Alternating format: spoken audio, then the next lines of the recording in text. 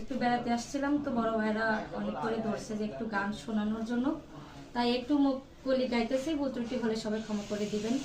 আসলে এখানে গানের জন্য আসি নাই, তারপরও একটু গাইতে হচ্ছে বড় ভাইদের অনুরোধে। এমনি একটু এলাকায় আমাদের এলাকার মেয়ে একটু পরিচয়টা যদি হ্যাঁ, জানতাম। আমি কুষ্টিয়ার মেয়ে, বাড়ি পোড়াদাহ। তো বড় ভাইদের সাথে দেখা, যার কারণে একটু গান, তো সবাই মাফ করবেন। শিকল বেরি দিলে কি আর কাউরে বান্ধা রাখা যায়? শিকল বেরি দিলে কি আর কাউরে বান্ধা রাখা যায়? যদি থাকি না চাই, কি লাভ হইব শিকল বেরি দিয়া পাখির পাই?